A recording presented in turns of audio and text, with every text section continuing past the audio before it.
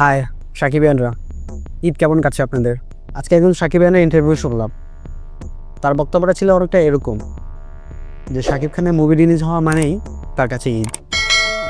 সেজন্য জিজ্ঞেস করছে আপনাদের ঈদ কেমন কাটছে।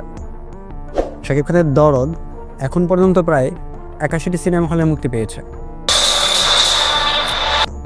এবং প্রতিটি সিনেমা হল থেকে আমাদের কাছে প্রাপ্ত রিপোর্ট অনুযায়ী প্রতিটি শোই হাউসফুল চলছে।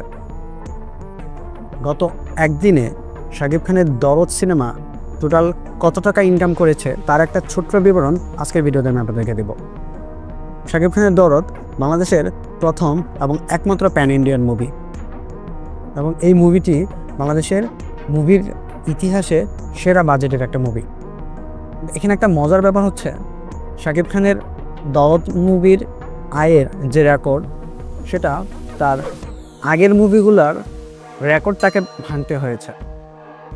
এটা মজার ব্যাপার এই কারণেই যে শাকিব খানের এর আগে তুফান এবং রাজকুমার মুভিগুলো যে পরিমাণে হাইপ ছিল সবগুলো মুভির হাইপকে ভেঙে দিয়ে তুফান নতুন রেকর্ড গড়েছে। শাকিব খানের রেকর্ড শাকিব খান নিজে ভেঙে দিয়েছে। দরদের ব্যাপারে কথা বলার আগে শাকিব খানের আগের মুভিগুলোর প্রথম দিনের ইনকাম সম্পর্কে একটু আপনাদেরকে শেয়ার করি। আমাদের কাছে প্রাপ্ত তথ্য অনুযায়ী দেশের প্রায় 83টি সিনেমা হলে শাকিব খানের দরদ মুক্তি পেয়েছে। আর এই মুভিটি স্টার সিনেপ্লেক্সে 30,68,000 টাকার টিকিট বিক্রি হয়েছে, সেটা প্রথম দিনে। স্টার সিনেপ্লেক্স থেকে প্রাপ্ত তথ্য এটি।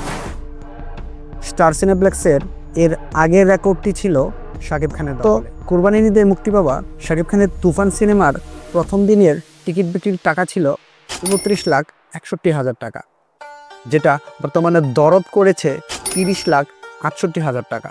অর্থাৎ শাকিব খানের দরদ তুফানকেও ছাড়িয়ে গিয়েছে।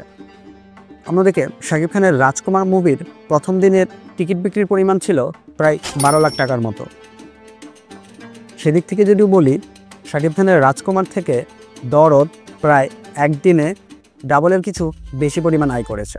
সাকিবিয়ানদের জন্য একটা খুশির খবর হলো এটাই, দরদ মুভি শুধু বাংলাদেশের সিনেমা হলে মুক্তি পায়নি, বরং পৃথিবীর প্রায় 22টা দেশে একসঙ্গে মুক্তি পেয়েছে। বাংলাদেশের মতো অন্যান্য দেশেও শাকিবের দরদ মুভিটি ব্যাপক সাড়া ফেলেছে।